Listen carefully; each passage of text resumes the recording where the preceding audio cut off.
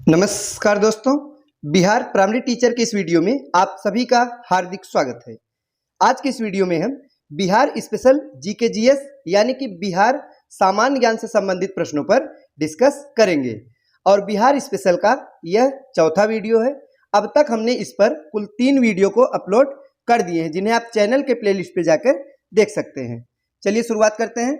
आज के सभी प्रश्न परीक्षा के दृष्टिकोण से बेहद महत्वपूर्ण है और पहला प्रश्न है कि निम्नलिखित में से कौन सा बिहार का पहला अंग्रेजी समाचार पत्र था। तो बताइए कि बिहार का पहला अंग्रेजी समाचार पत्र कौन सा था। तो वो था द बिहार हेराल्ड। सही जवाब होगा ऑप्शन नंबर ए। तो द बिहार हेराल्ड यह बिहार का पहला अंग्रेजी समाचार पत्र था जो कि पटना से प्रकाशित होता था। कहाँ से प्रकाशित होता था? पटना से। और 141 साल पुराना अंग्रेजी साप्ताहिक अंग्रेजी अखबार है। कितना साल पुराना दोस्तों? 141 साल पुराना यह साप्ताहिक अंग्रेजी अखबार है। तो नाम याद रखिएगा, द बिहार हेराल्ड। नेक्स्ट है कि बिहार के किस वकील ने असहयोग आंदोलन के समय अपनी लाभप्रद वकालत छोड़ दी थी। तो इंडियन नेशनल मूवमेंट से रिलेटेड प्रश्न है। बताइए कि किसने असहयोग आंदोलन के समय अपनी वकालत को छोड़ दिया था। तो इस प्रश्न का सही जवाब है Rajendra Prasad, option number B. Bihar के प्रसिद्ध वकील राजेंद्र प्रसाद ने असहयोग आंदोलन के साथ अपनी जो लाभप्रद वकालत थी वो छोड़ दी थी। और राजेंद्र प्रसाद ने इंडिया डिवाइडेड नामक पुस्तक का लेखन भी किया था। ये परीक्षा में पूछा जाता है। तो इंडिया डिवाइडेड पुस्तक का लेखन किसने किया? तो राजेंद्र प्रसाद ने। अगला प्रश्न है कि 1857 की क्रांति के दौरान बिहार से क्रांतिकारियों का नेता कौन था। बार बार पूछा गया प्रश्न है। तो बताइए कि 1857 की जब क्रांति हो रही थी उस समय बिहार से नेतृत्व किसने किया था। तो इस प्रश्न का सही जवाब क्या होगा? ऑप्शन नंबर बी यानी बाबू कुंवर सिंह। किसने नेतृत्व किया था? तो बाबू कुंवर सिंह ने बिहार के जगदीशपुर से नेतृत्व किया था। आगे है कि असहयोग आंदोलन के दौरान किसने पटना कॉलेज छोड़ा जबकि उसकी परीक्षा के केवल 20 दिन ही बचे थे। तो बताइए कि जब असहयोग आंदोलन हो रहा था उस दौरान किसने अपना पटना कॉलेज छोड़ दिया था जबकि परीक्षा यानी एग्जाम में केवल 20 दिन ही बचे थे, फिर भी कॉलेज छोड़ दिया था। तो जयप्रकाश नारायण ने छोड़ा था। किसने? जयप्रकाश नारायण। सही जवाब होगा ऑप्शन नंबर सी। नेक्स्ट है कि नालंदा विहार का विध्वंस किया था। महत्वपूर्ण प्रश्न है। बताइए कि नालंदा विहार का विध्वंस किसने किया था। बीपीएससी प्री एग्जाम 2017 में पूछा गया प्रश्न है। तो बख्तियार खिलजी ने किया था। किसने किया था? बख्तियार खिलजी। सही जवाब होगा option number A. Bakhtiyar Khilji ने नालंदा विहार का विध्वंस किया था। और कहा जाता है, ऐसी मान्यता है कि विश्वविद्यालय में इतनी पुस्तकें थीं कि पूरे 3 महीने जलती रही है। सोचिए दोस्तों कि कितनी भीषण जो है त्रासदी थी। जब बख्तियार खिलजी ने नालंदा विहार का विध्वंस किया था उस समय विश्वविद्यालय में इतनी सारी पुस्तकें थी कि उन्हें जलने में पूरे 3 महीने का समय लगा। 3 महीने लगातार पुस्तकें जलती रहीं। और नालंदा विश्वविद्यालय में करीब 10,000 छात्र पढ़ते थे, जो भारत के साथ ही साथ विदेशों से यानी जापान, तिब्बत, चीन, कोरिया आदि देशों से यहाँ पढ़ने के लिए आते थे। विशेष रूप से बौद्ध धर्म ग्रंथों का अध्ययन करते थे। अगला प्रश्न है कि द्वितीय बौद्ध परिषद कहाँ हुई थी। बताइए कि द्वितीय बौद्ध परिषद या बौद्ध संगीत का आयोजन कहाँ पे हुआ था। तो वैशाली में हुआ था। कहाँ हुआ था? वैशाली में। तो 4 प्रमुख बौद्ध संगीतियों के बारे में उल्लेख मिलता है। पहली बौद्ध संगीति कहाँ पे हुई थी? तो राजगृह में। याद रखिएगा, राजगृह में पहली बौद्ध संगीति हुई थी। और दूसरी वैशाली में हुई थी। तीसरी हुई थी पाटलिपुत्र में। पाटलिपुत्र में कौन सी हुई थी दोस्तों? तीसरी। और कुंडलवन में चौथी हुई थी, यानी कि लास्ट वाला। यह कश्मीर में स्थित है। तो चारों याद रखिएगा, पहला राजगृह, दूसरा वैशाली, तीसरा पाटलिपुत्र और चौथा कश्मीर के कुंडलवन में। और जो दूसरी बौद्ध संगीति के बारे में यहाँ प्रश्न पूछा गया है, तो इस समय शासन किसका था? तो कालाशोक का। यह भी याद रखिएगा, कालाशोक के शासन काल में ही द्वितीय बौद्ध संगीति का आयोजन किया गया था। आगे है कि चौसा की लड़ाई में शेर शाह ने किसको हराया था? तो ये जो चौसा का युद्ध हुआ था इसमें शेर शाह ने किसे पराजित किया था? तो हुमायूं को पराजित किया था। सही जवाब होगा option number D, Humayun. Chausa की लड़ाई में हुमायूं जो है वो पराजित हुआ था शेर शाह से, और यह युद्ध 1539 ईस्वी में लड़ा गया था। कब? 1539 ईस्वी में शेर शाह और हुमायूं के बीच में हुआ था, और इसी युद्ध के बाद में शेर खां ने शेर शाह की पदवी ग्रहण की। पहले इसका नाम शेर खां था और इसी युद्ध के बाद शेर शाह की उपाधि ग्रहण की थी। अगला प्रश्न है कि निम्नलिखित में से किसने नालंदा विश्वविद्यालय में अध्ययन किया? तो बताइए कि वो कौन सा विदेशी यात्री था जो कि नालंदा विश्वविद्यालय में अध्ययन किया था? तो वेनसांग ने किया था। सही जवाब होगा ऑप्शन नंबर बी, वेनसांग। और वेनसांग यह भारत किसके शासनकाल में आया? तो हर्षवर्धन। ये बार बार पूछा जाता है, तो किसके शासनकाल में वेनसांग भारत आया था? तो हर्षवर्धन।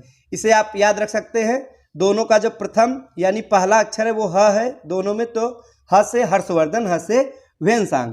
तो हर्षवर्धन के ही शासनकाल में यह भारत आया था और चीन का यात्री था। कहाँ का था? चीन का यात्री था, जो कि 629 ईस्वी में चीन से भारत के लिए रवाना हुआ था, और यह नालंदा यानी बिहार के बौद्ध विश्वविद्यालय में पढ़ने और भारत से बौद्ध ग्रंथों का संग्रह करने के उद्देश्य से आया था। और इसने अपना एक ग्रंथ लिखा था सियूकी नाम से। क्या नाम था? सियूकी नाम से अपना एक ग्रंथ लिखा था, और वेनसांग को यात्रियों का राजकुमार भी कहा जाता है। तो याद रखिएगा, अगर परीक्षा में पूछ लिया जाएगा कि बताइए कि यात्रियों का राजकुमार किसे कहते हैं, तो वेनसांग को कहा जाता है। आगे है कि बिहार में किसान सभा की स्थापना किनके द्वारा की गई? तो ये जो किसान सभा की स्थापना बिहार में की गई थी वो सहजानंद सरस्वती के द्वारा किया गया था। सही जवाब होगा option number B, Sahajanand Saraswati. और किसान सभा की स्थापना ये कब हुई थी? 1923 में। तो स्थापना कब की गई थी? 1923 में। किसके द्वारा? स्वामी सहजानंद सरस्वती के द्वारा। नेक्स्ट है कि बिहार के कौन से स्थान में गांधी जी ने अपना प्रथम सत्याग्रह किया था? तो बताइए कि गांधी जी ने अपना प्रथम सत्याग्रह कहाँ पे किया था? तो चंपारण में।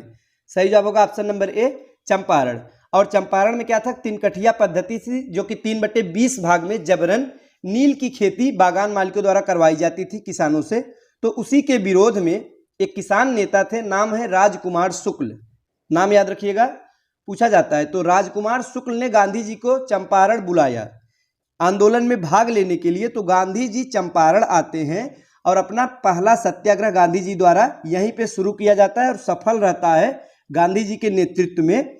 और चंपारण आंदोलन सफल रहता है, और यहीं से प्रभावित होकर रविन्द्रनाथ टैगोर ने इन्हें महात्मा की उपाधि भी प्रदान की थी। तो यहाँ पे आपके कई सारे प्रश्न तैयार हो रहे हैं, जैसे कि गांधी जी ने पहला सत्याग्रह कहाँ किया? बिहार में किया। दूसरा प्रश्न, किसने आमंत्रित किया? तो राजकुमार शुक्ल ने किया। और रविन्द्रनाथ टैगोर ने गांधी जी को कौन सी उपाधि दी? तो महात्मा की उपाधि दी थी। अगला प्रश्न है कि मगध की प्रारंभिक राजधानी कौन सी थी? बताइए, जो मगध थी उसकी प्रारंभिक राजधानी कौन सी थी? तो 16 महाजनपद में मगध सबसे शक्तिशाली था, और मगध की स्थापना हर्यक वंश के शासक बिंबिसार ने किया था। किसने किया था? बिंबिसार ने किया था, जो कि हर्यक वंश का संस्थापक था। और पूछा जा रहा कि मगध की प्रारंभिक राजधानी कौन सी थी? तो राजगृह थी, जिसे गिरिव्रज के नाम से भी जाना जाता है। तो मगध की राजधानी राजगृह थी। अगला प्रश्न है कि सम्राट अशोक की राजधानी का नाम क्या था? बताइए कि अशोक ने अपनी राजधानी कहाँ पे बनाई थी? तो पाटलिपुत्र को बनाया था। सही जवाब होगा ऑप्शन नंबर डी, पाटलिपुत्र। और सम्राट अशोक ये मौर्य वंश के तीसरे राजा थे और सबसे प्रतापी राजा थे, और ये बौद्ध धर्म को मानते थे। और अपनी राजधानी पाटलिपुत्र, जो कि आधुनिक बिहार की राजधानी पटना है, यही सम्राट अशोक की राजधानी हुआ करती थी। नेक्स्ट है कि शेरशाह के बचपन का नाम क्या था? बताइए, हिस्ट्री से संबंधित प्रश्न है कि शेरशाह के बचपन का क्या नाम था? तो सही जवाब होगा ऑप्शन नंबर ए, यानी फरीद नाम था। शेरशाह के बचपन का नाम क्या था? फरीद नाम था। बाद में शेरखां पड़ता है, उसके बाद चौसा के युद्ध के बाद में शेरशाह की उपाधि वो धारण करता है। अगला प्रश्न है कि प्राचीन नालंदा विश्वविद्यालय का संस्थापक कौन था? तो संस्थापक कुमारगुप्त थे। सही जवाब होगा ऑप्शन नंबर डी कुमारगुप्त। जो नालंदा विश्वविद्यालय है तो इसके संस्थापक गुप्त शासक कुमारगुप्त थे। और यह बिहार के नालंदा जिले में स्थित शिक्षा का उस समय तत्कालीन समय में शिक्षा का एक महत्वपूर्ण केंद्र हुआ करता था। नेक्स्ट है कि बक्सर का युद्ध किस किसके बीच में हुआ था। बताइए बक्सर का युद्ध यह किसके किसके बीच में हुआ था। तो मीर कासिम और अंग्रेज के बीच में। सही जवाब होगा ऑप्शन नंबर ए। कब हुआ था? 1764 में। एक महत्वपूर्ण युद्ध है। तो 1764 में बक्सर का युद्ध होता है और अवध के नवाब शुजाउद्दौला, मुगल सम्राट शाह आलम द्वितीय एवं बंगाल के नवाब मीर कासिम, मुख्य अध्यक्षता मीर कासिम, इन तीनों की संयुक्त सेना और दूसरी तरफ अंग्रेज, और अंग्रेजों का नेतृत्व कौन कर रहा था? तो हेक्टर मुनरो। ये नाम भी याद रखिएगा, अंग्रेजों की तरफ से हेक्टर मुनरो और इधर 3 संयुक्त सेना, दोनों के बीच में यह युद्ध हुआ था और पटना के निकट बक्सर में हुआ था। और इसमें क्या हुआ कि संयुक्त सेना पूर्ण रूप से पराजित हुई और अंग्रेजों की जीत हुई और भारत में वास्तविक रूप से ब्रिटिश प्रभुसत्ता स्थापित हुई, यानी अंग्रेजों का पूरी तरह से अधिकार हो गया। आगे है कि जैन धर्म के अंतिम तीर्थंकर महावीर की मृत्यु कहाँ हुई थी। तो जैन धर्म के अंतिम तीर्थंकर कौन थे? 24वें क्रम के तो महावीर थे और सबसे ज्यादा प्रभावशाली महावीर थे। इनकी मृत्यु कहाँ पे हुई थी ये पूछा गया है। तो पावापुरी में। कहाँ हुई थी? पावापुरी में महावीर स्वामी की मृत्यु हुई थी। और जन्म कब हुआ था? 540 ईसा पूर्व में। जन्म 540 ईसा पूर्व में कुंडल ग्राम वैशाली में हुआ था और 72 वर्ष की आयु में इन्हें निर्वाण की प्राप्ति हुई पावापुरी में, और इसे वर्तमान में नालंदा के नाम से जाना जाता है। आगे है कि भगवान बुद्ध का जन्म लुम्बिनी में हुआ था। तो बुद्ध का जन्म कहाँ हुआ था? लुम्बिनी में हुआ था। तो लुम्बिनी कहाँ है ये पूछा जा रहा है इस समय। लुम्बिनी कहाँ है? तो नेपाल में। कहाँ पे है? नेपाल में है। और गौतम बुद्ध ये बौद्ध धर्म के संस्थापक थे। इनका जन्म 563 ईसा पूर्व में हुआ था। कब हुआ था? 563 ईसा पूर्व में लुम्बिनी नामक स्थान पर हुआ था, जो कि लुम्बिनी वर्तमान में अगर देखा जाए तो यह नेपाल में स्थित है। और गौतम बुद्ध के पिता कौन थे? तो शुद्धोधन थे, जो कि शाक्यगढ़ के मुखिया थे। और गौतम बुद्ध की मृत्यु कहाँ हुई थी? तो कुशीनगर उत्तर प्रदेश में इनकी मृत्यु हुई थी। आगे है कि बिंबिसार किस वंश का राजा था। बताइए बिंबिसार यह किस वंश का राजा था? तो हर्यक वंश का। सही जवाब होगा ऑप्शन नंबर ए, हर्यक वंश। हर्यक वंश का यह संस्थापक था बिंबिसार और इस वंश की स्थापना 544 ईसा पूर्व में हुई थी। और बिंबिसार को ही मगध साम्राज्य का वास्तविक संस्थापक भी माना जाता है और इसी ने मगध की राजधानी गिरिव्रज या फिर राजगीर बनाई थी। राजगीर या राजगृह नाम उल्लेखनीय है। तो यहीं पे इसने अपनी राजधानी बनाई थी और इसके पुत्र का नाम था अजातशत्रु। और अजातशत्रु ने अपने पिता यानी बिंबिसार की हत्या करके राजगद्दी पर बैठा था।